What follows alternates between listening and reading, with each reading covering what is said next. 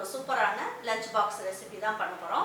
இன்றைக்கி கொஞ்சம் வித்தியாசமாக கொழும்பு சங்காய் வச்சுட்டு நல்ல கொழும்பு சம்பளம் சாதம், நல்ல இஞ்சிலாம் சின்ன சின்னதாக கட் பண்ணி போட்டு மிளகெல்லாம் முழுசாக போட்டு தாளித்து நம்ம வந்து நல்ல இந்த சாதம் வந்து நல்ல டேஸ்ட்டாக பிள்ளைங்களுக்கு பிடிச்ச மாதிரி, ஆஃபீஸ்க்கு போகிறவங்களுக்குலாம் பிடிச்ச மாதிரியும் நல்ல டேஸ்ட்டாக ரொம்ப ஈஸியாக எப்படி இந்த சாதம் பண்ணலான்றதை போய் பார்க்கலாம்.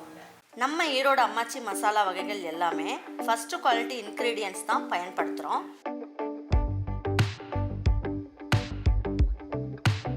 வாங்குகிற பொருட்கள் எல்லாமே முறையாக ஜலிச்சு பொன் வறுவலாக வறுத்து சரியான பதத்தில் அரைக்கிறோம். அரைச்ச மசாலாவை நல்லா ஆற வச்சு மறுபடியும் ஜலிச்சு சரியான அளவில் பேக் பண்ணி உங்கள் வீட்டுக்கே சேஃப் அண்ட் செக்யூர்டாக டெலிவரி பண்ணுறோம். நம்ம மசாலா வகைகள் மற்றும் சத்து மாவு, ரெடிமேட் இட்லி மாவு, இடியாப்ப மாவு எல்லாமே நீங்கள் வாட்ஸ்அப் மற்றும் வெப்சைட்டில் ஆர்டர் பண்ணி வாங்கலாம். இதில் ரொம்ப முக்கியமான விஷயம், இது full and full pure homemade masala. நம்ம எல்லாருக்குமே ஆரோக்கியம் தானேங்க முக்கியம். கொடை ஆரஞ்சு மாதிரியே தான் இருக்கும், ஆனால் இது வந்து கொழும்புச்சங்காயின்னு கடையில் கேட்டிங்கன்னா கொடுப்பாங்க. இந்த மாதிரி இருக்கும். இது பழுத்துதுன்னா பாருங்கள், கொடை ஆரஞ்சு மாதிரியே இருக்கும். அது இந்த கமலாப்பழம்னு சொல்லுவோம் இல்லையா, அந்த மாதிரியே இருக்கும். அது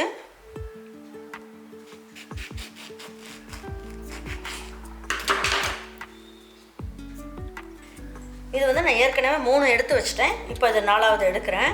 இது பார்த்திங்கன்னா உங்களுக்கு பார்க்குறதுக்கு காய் வந்து நல்ல பெருசாக இருக்க மாதிரி இருக்கும், ஆனால் ஈஸியாக சாறு எடுத்துடலாம்.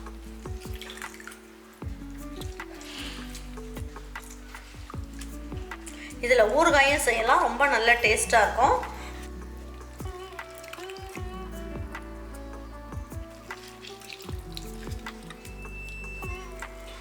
நல்லா சாறு எடுத்துருங்க. இன்றைக்கி வந்து நான் என்ன பண்ணியிருக்கேன், 4 கொழும்புச்சங்காயில் நான் சாறு எடுத்து வச்சுருக்கேன். பாருங்கள், பழுத்ததுன்னா இந்த மாதிரி இருக்கும். இது உரிச்சும் சாப்பிட்லாம், நல்லாயிருக்கும். பாருங்கள், இப்போ இதை வடிகட்டி எடுத்து வச்சுக்கலாம். இதில் விதையெல்லாம் இருக்கு இல்லையா, அதனால் இதை வடிகட்டி எடுத்து வச்சுக்குவோம்.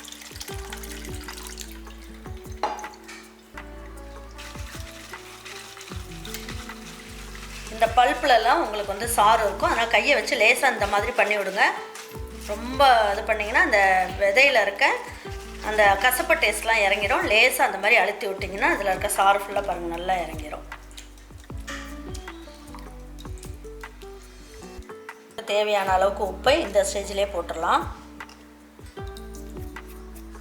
ஒரு சிட்டிகை அளவுக்கு மஞ்சள் தூள் போட்டுருவோம். இதை நல்லா மிக்ஸ் பண்ணி விட்டுடலாம். வாங்க இப்போ கொழும்புச்சம்பளம் சாதம் எப்படி செய்யலான்றதை பார்ப்போம். நல்லெண்ணெய், கடலெண்ணெய் ரெண்டுத்தில் எது வேணாலும் ஊற்றிக்கலாம். இது நம்மளுடைய விருப்பத்தை பொறுத்து.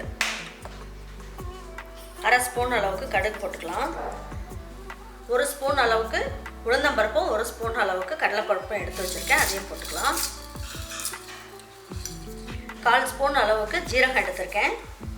இதில் ஒரு 10 மிளகு போட்டுக்குங்க. 10 மிளகு போட்டுக்கும் போது என்னாகும், அதில் இருக்க அந்த தொண்டையெல்லாம் கட்டிட்டு சளியெல்லாம் பிடிச்ச மாதிரி இருக்கும் இல்லையா, அந்த ஒரு பிரச்சனையெல்லாம் இருக்காது. பொடி போடலாமான்னு நிறைய பேர் கேட்கலாம். பொடி போட்டிங்க அப்படின்னா அந்த கொழும்புச்சம்பளம் சாதத்தோட கலர் மாறிடும். அதனால் ஒரு 10 மிளகு எடுத்து இதில் போட்டுக்கலாம். பாருங்க, ஒரு சிட்டிகை அளவுக்கு பெருங்காயத்தூள் போட்டுக்கலாம். இதுலேயே இஞ்சி வந்து ஒரு 1/4 இன்ச் அளவுக்கு எடுத்து பொடியாக கட் பண்ணியிருக்கேன், அதையும் போட்டுக்கோங்க. பச்சை மிளகா ஒரு 5 பச்சை மிளகாய் எடுத்துருக்கேன். இதில் 2 எடுத்து கருவேப்பிலை, 3 காஞ்ச மிளகாய் சின்ன சின்னதாக இருக்குது, நல்லா 2ஆக கட் பண்ணி போட்டுக்கலாம். முந்திரி பருப்பு இருந்தாலும் முந்திரி பருப்பு போட்டுக்கலாம், அப்படி இல்லைன்னா வேர்க்கடலை இருந்ததுன்னா வேர்க்கடலை, காஞ்ச வேர்க்கடலை போட்டுக்கோங்க. எல்லாம் நல்லா ஈவனாக நல்லா பொரிஞ்சிச்சு. உப்பு, மஞ்சள் தூள் எல்லாமே சேர்த்துட்டோம். இப்போ இதை இதில் ஊற்றிடலாம். இதெல்லாம் நல்லா பொரிஞ்சதுக்கப்புறம் ஊற்றிக்கலாம்.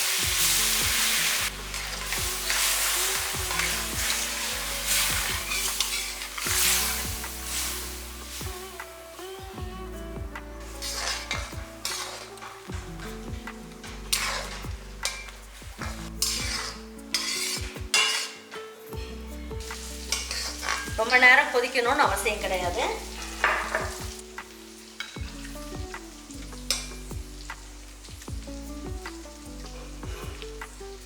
பாருங்க, உங்களுக்கு எந்த அளவுக்கு சாதத்துக்கு கிளறதுக்கு உங்களுக்கு வேணுமோ எடுத்துட்டு மீதி இருக்கிறத ஆற வச்சு ஒரு பாட்டிலில் ஊற்றி வச்சுக்கலாம். பாருங்க நல்லா கொதிச்சிருச்சு. இப்போ என்ன பண்ணலாம், உங்களுக்கு தேவையான அளவுக்கு சாதத்தை போட்டுக்குங்க. அதில்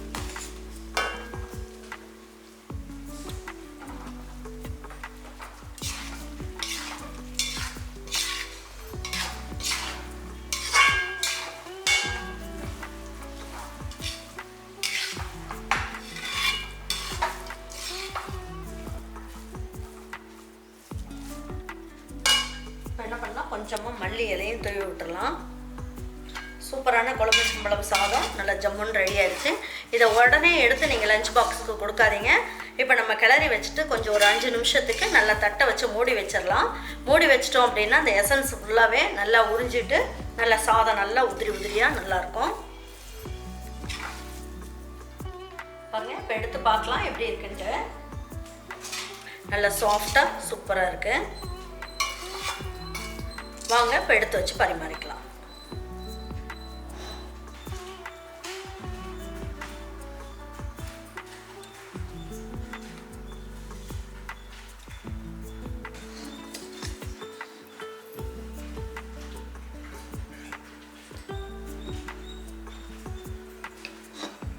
பாருங்க, இதே மாதிரி குழம்பு சம்பளம் சாதம் உங்கள் வீட்டில் இருக்கவங்களாம் செஞ்சு கொடுங்க. ரொம்ப நல்லா விரும்பி சாப்பிடுவாங்க.